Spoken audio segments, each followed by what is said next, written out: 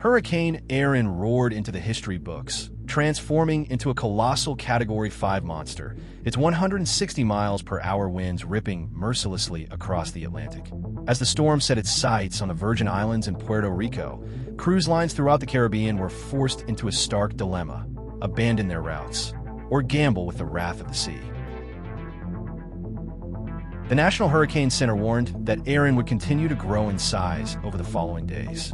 And while the storm center was forecast to remain offshore from the U.S. mainland, dangerous surf, rip currents, and coastal erosion were expected all along the eastern seaboard. For cruise passengers, what began as a dream vacation quickly turned into an unexpected adventure.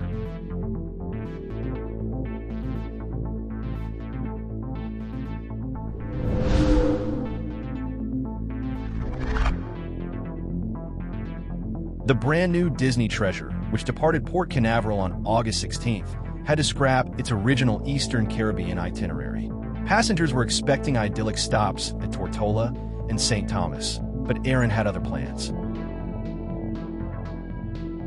Instead, the ship made a bold pivot to the Western Caribbean. Guests would now visit Cozumel, Mexico, Georgetown, Grand Cayman, and Falmouth, Jamaica, plus the ever-popular private island, Castaway Cay.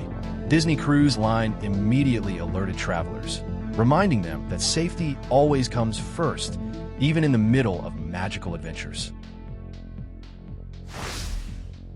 Vision of the Seas, sailing from Baltimore on August 14th, canceled its highly anticipated overnight call in Bermuda.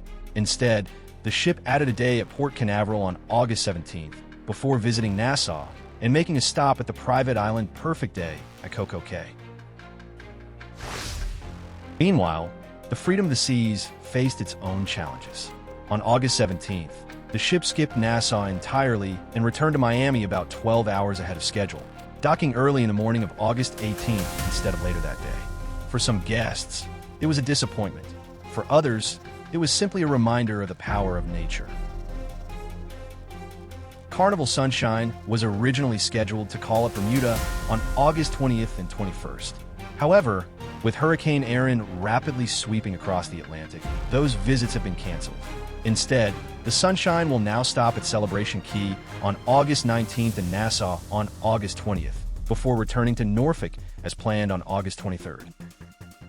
A Carnival spokesperson explained to Cruise Radio, "Our Fleet Operations Center in Miami is working closely with ship captains to monitor Hurricane Erin. With the projected path of the storm, Carnival Sunshine will not be visiting Bermuda.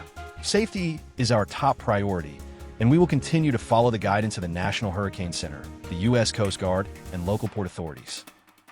Passengers were encouraged to sign up for text alerts and check their emails regularly for further updates. Other cruise lines on alert.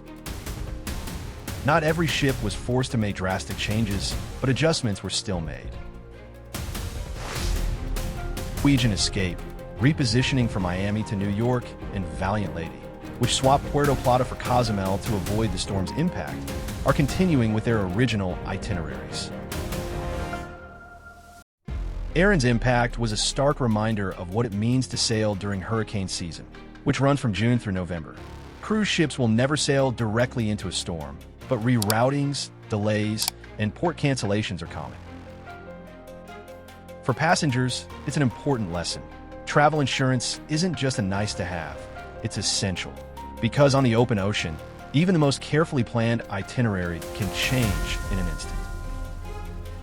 Hurricane Erin may not have struck the ships directly, but scattered itineraries across the Caribbean, turned vacations upside down, and once again proved a timeless truth: the ocean is always in charge.